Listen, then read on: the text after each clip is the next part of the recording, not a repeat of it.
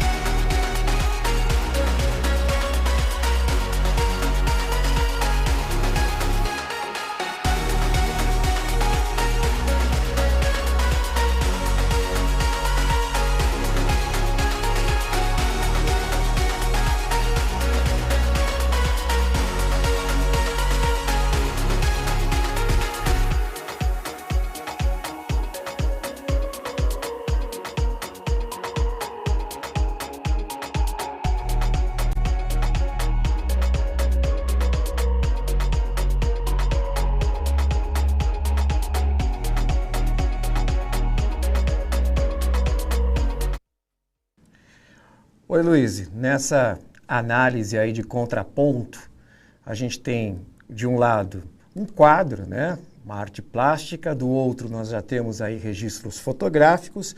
Eu queria fazer aqui o apontamento do professor Sérgio, quando ele fala da Belle Époque, e do professor Rubens, chamando a atenção aí de questões tecnológicas que envolvem as duas iconografias.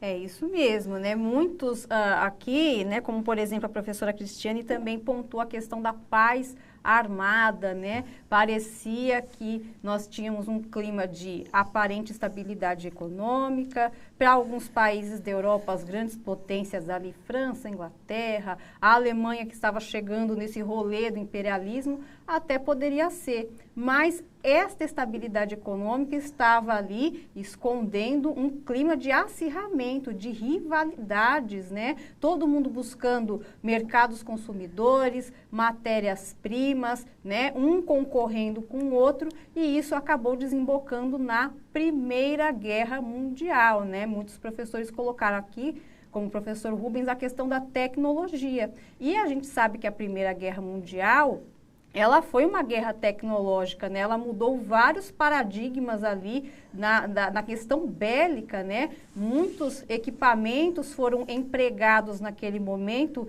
em prol, né, da competitividade nesse quesito, né? O quesito do conflito.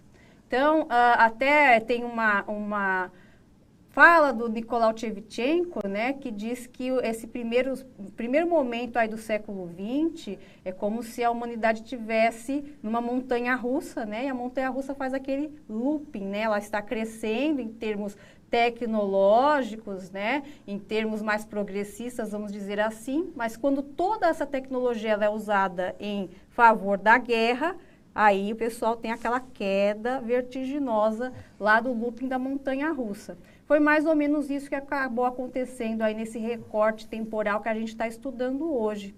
Falando nisso, né, vamos retomar aí com vocês a questão dessa rivalidade, né? Ela se cristalizou de diversas maneiras, né? Uma corrida armamentista, a questão da paz armada, como a gente pode até ver aí na tela, esse cartaz, né, de propaganda de alistamento militar lá da Inglaterra. Muitos países da Europa estavam promovendo esses programas de alistamento obrigatório, justamente se preparando aí para esse conflito armado, né? E o que vocês estão vendo à esquerda no mapa são as alianças, a formação de alianças defensivas, né? Então vejam, num primeiro momento, a aliança é defensiva. Se alguém nos atacar, nós estamos protegidos, nós estamos preparados. Mas se vocês estão falando em paz, né, potências europeias, como assim alguém vai te atacar? Então, na verdade, ela escondia ali uma pretensão ofensiva, na verdade. Então, nós temos aí os países do centro, né, formando a Tríplice Aliança em rosa, Alemanha, Império Austro-Húngaro e Itália. Tríplice Entente, formada por Inglaterra, França e Rússia, e os países neutros aí nesse primeiro momento pré-Primeira Guerra Mundial. A gente sabe que depois outros países foram ingressando no conflito, alguns mudaram de lado, né? Ela começou a ganhar outros contornos, inclusive o próprio Brasil, os Estados Unidos também acabaram participando aí desse conflito, certo? Vamos trazer aí uns registros para vocês fazerem mais um momento de interação, registros fotográficos da Primeira Guerra Mundial. Dá uma olhadinha. Pelo que vocês estão vendo na imagem, pessoal, quais estratégias e artefatos bélicos empregados na Primeira Guerra Mundial, já que a gente está falando da guerra tecnológica, quais vocês conseguem identificar nessas imagens? Em 1 minuto, a gente volta.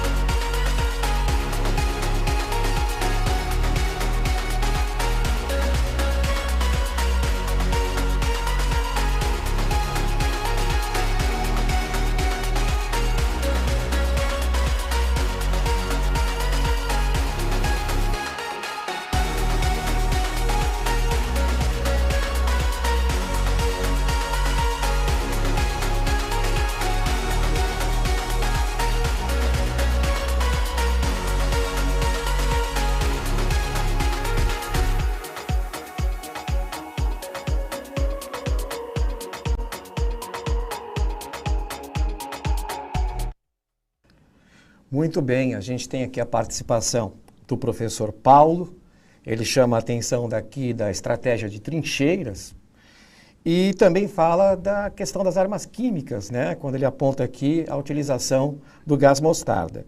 Já o Rafael, ele faz um apontamento relacionado à questão da aviação, o que para muita gente, inclusive, causou um abalo psicológico muito forte no Santos Dumont, que o levou, inclusive, à depressão. Exatamente, o invento aí do Santos Dumont, né, recém-inventado e já foi utilizado para esta finalidade da guerra, né? Então, reflete um pouco daquela historinha do looping que eu estava contando para vocês. Muita gente colocou aí todos, né, os artefatos, estratégias. A guerra de trincheiras é a mais marcante, né? Quando se fala em trincheiras, se fala em Primeira Guerra Mundial, o emprego dos tanques, da metralhadora, armas químicas, lança-chamas também, vários artefatos bélicos de alto poder destrutivo. Por isso que a Primeira Guerra Mundial foi tão marcante, tão contundente, a ponto de até muitas pessoas terem naquela época a referência, ali na primeira metade do século XX, a Primeira Guerra como um momento mais violento até que a Segunda, né? Como se na Segunda Guerra eles já estivessem com os olhos, a percepção, anestesiadas, né? Da violência da guerra. A primeira não tinha precedentes até então foi uma coisa muito impactante.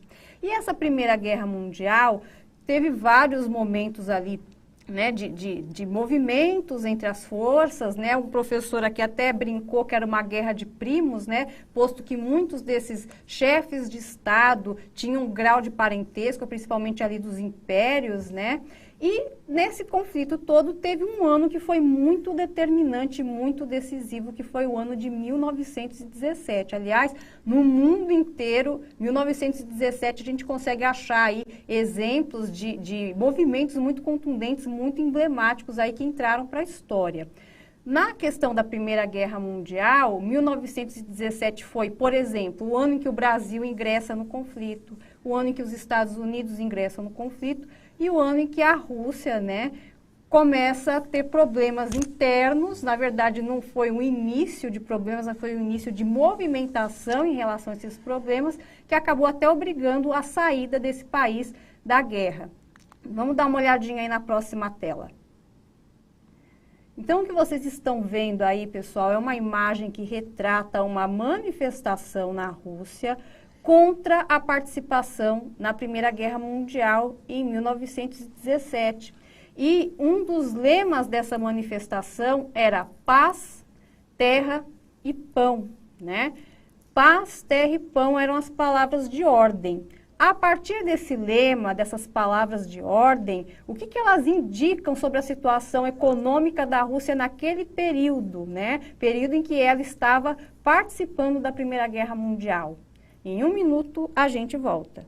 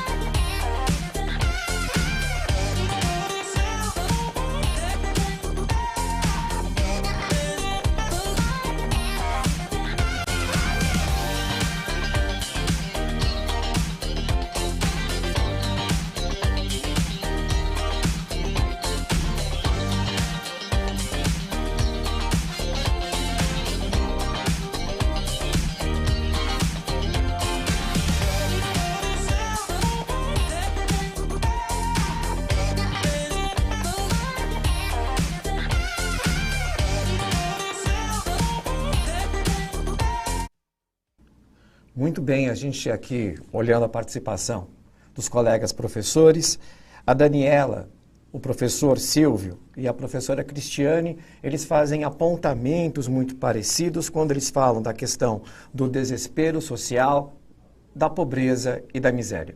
Exatamente, até trazendo a contribuição aqui ao CIDES da professora Shirley, que ela fala que a paz significava a saída da Rússia da Primeira Guerra, essa era uma reivindicação desses manifestantes. A questão da terra diz respeito ao desejo de uma reforma agrária, posto que nesse momento 80% da população russa era formada por camponeses que viviam num regime de trabalho muito próximo da servidão ali do feudalismo, né? Então eles tinham ali acesso a terras por meio dos nobres, né? Eles não tinham a propriedade da terra e eles viviam numa situação de penúria muito grande. Então 80% dessa população vivia nesse lugar, né, de pobreza, de desespero, de miséria. Somaram-se também aos operários ali dos 3 polos industriais que a Rússia tinha na época, que não estavam numa situação muito diferente, né, a ausência de direitos trabalhistas. E o pão, né? O pão é o alimento, né? Que a Rússia tivesse condições de se sustentar, né, de se desenvolver economicamente. Então, mais ou menos aí, muito a grosso modo, pessoal, o tom dessa manifestação era como que um país que está numa situação de penúria econômica e social como a Rússia ainda vai se meter a participar de um conflito armado, de uma guerra, né? Então, não tem condições para estar participando de uma guerra. Para vocês terem uma ideia disso, né, que fica aí como registro para vocês, eu trago a sugestão de filme, que é o filme Encouraçado Potemkin. Olha aí na tela de vocês, né? Então, vocês estão vendo, o pôster dele já é muito sugestivo, né? Os tripulantes dessa embarcação fazendo uma rebelião contra os seus próprios superiores, né? Porque eles alegavam que a situação de ser um soldado russo era muito precária. Tem até uma parte no filme que mostra assim, um soldado falando, tomara que os nossos inimigos nos capturem, porque pelo menos a gente vai comer, né? Então, olha essa situação. Esse filme é de 1925, né? Mas retrata um evento que foi essa rebelião no Encouraçado Potemkin, que aconteceu em 1905. Então, vocês viram que desde antes, né?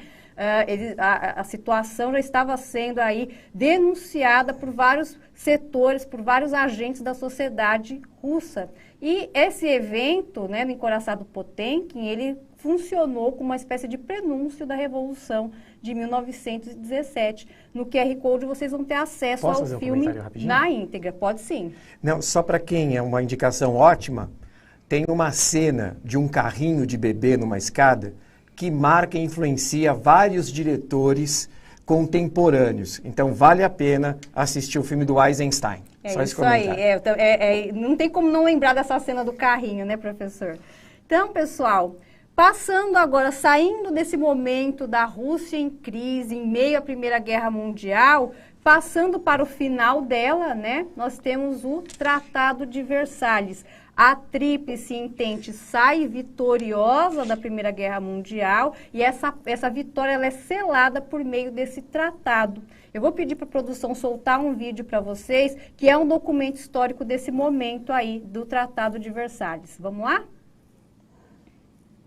Então, pessoal, isso que vocês estão vendo são os líderes mundiais chegando aí, né, na Sala dos Espelhos, em Versalhes, para poder assinar esse tratado que vai selar a paz aos vencedores, já eu falo disso, né, os países da Tríplice Entente, e imprimir, né, colocar aí as punições àqueles países ou àquele país que foi considerado o grande vilão, né, o grande responsável por todo o conflito, no caso, a própria Alemanha. Então, vocês vejam como ficou aí apinhado de gente, esse salão, né, que é a Sala dos Espelhos, né, os líderes mundiais todos ali conversando, né, debatendo, né, e muitos na expectativa de que a Alemanha fosse punida, fato que aconteceu, tá? Tanto que a Alemanha, ela classificou, né, essas imposições do Tratado de Versalhes como Diktat, né, que é como se falasse ditadura em alemão, ou seja, uma imposição muito dura.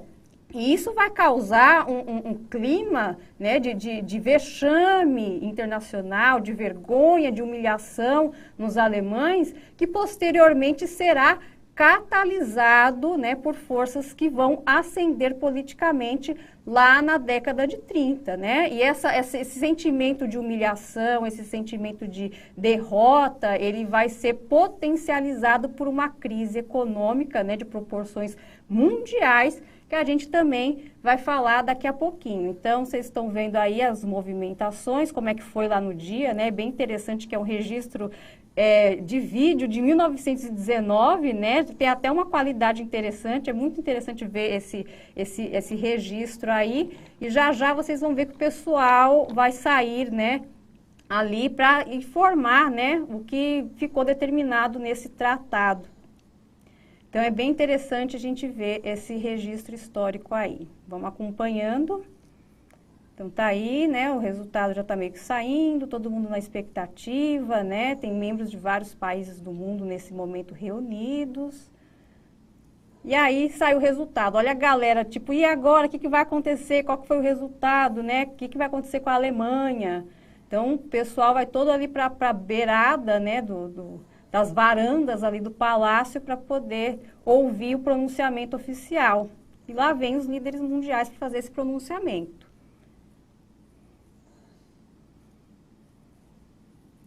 Então, eles se reúnem ali, né, estão se preparando para falar como é que vai ser o resultado, né? E já já o pessoal vai ficar sabendo, né? Então, para os países da Tríplice Entente, né, foi importante essa vitória, né? Olha aí o pessoal reagindo nas ruas, então vocês vejam que foi um evento que parou, né? A Europa como um todo, muitos soldados, inclusive, acompanhando esse momento aí, né?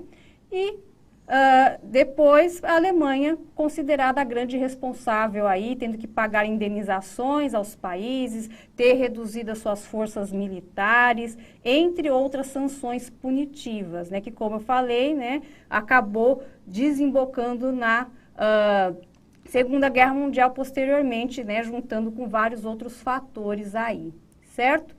Falando de paz aos vencedores, né, dá uma olhadinha aí na tela, nós temos essa charge que ilustra, né, um pouco desses bastidores desse Tratado de Versalhes, né? A gente sabe que os Estados Unidos tiveram uma participação importante, mas não uma participação bélica essencialmente, uma participação também econômica. E quando a Primeira Guerra Mundial acaba, é proposta lá os 14 pontos de Wilson, né, que era o presidente dos Estados Unidos, Woodrow Wilson, em que ele fala assim, olha, vamos fazer uma paz sem vencedores. Aí quem disse que a Tríplice Entente quis isso? Claro que não. Então, o que os Estados Unidos fazem? Vamos nos retirar desse momento de negociações aqui e deixa a Europa se virar. Então, essa ponte aí está representando os países que participaram do Tratado de Versalhes e o tio Sam encostado no tijolinho que representaria os Estados Unidos. Os Estados Unidos pensaram o seguinte, olha, estamos muito que bem, saímos cheio de dinheiro dessa Primeira Guerra Mundial, deixa a Europa se virar então. Mas será que, né, os Estados Unidos estavam tão bem assim? Será que esse progresso econômico todo que eles experimentaram logo após a Primeira Guerra foi duradouro? Né? Então, nós temos aí a questão do boom econômico que os Estados Unidos experimentaram em 1920. Eu vou pedir para colocar na tela rapidinho, né? As empresas norte-americanas estavam exportando como nunca, uma produção muito grande, né? E com isso as ações se valorizam muito. E pessoas que não estavam acostumadas a esse mercado, como a classe média norte-americana, começaram a adquirir ações. Só que esse boom é um crescimento, não é um desenvolvimento econômico. Então ele tem lá as suas fragilidades, que no caso a fragilidade foi meados da década de 1920, a Europa fala assim, olha, Estados Unidos, nossa economia já está retomando aqui, não precisamos mais dos produtos de vocês. E aí nós temos uma queda vertiginosa nas exportações, né? Desvalorização dessas ações, né, das empresas e as pessoas tentando desesperadamente vender, acabou gerando a quebra da Bolsa de Valores de Nova York em 1929. E nós temos essa imagem aí da fotógrafa Dorothea Land, né, que retrata a mãe migrante, né? Essa imagem é muito emblemática da Grande Depressão, né? O momento em que os Estados Unidos experimentaram um momento de grande pobreza, né? Pobreza generalizada aí. Olha só essa imagem e essa legenda que está logo acima. Será que as fotografias podem criar o mesmo efeito histórico que a literatura? Ou seja, será que é possível contar uma história através de imagens? Esse é o desafio que eu vou deixar para vocês na atividade complementar. Pode dar o print aí da tela e, se você fizer, compartilhe com a gente nas redes sociais.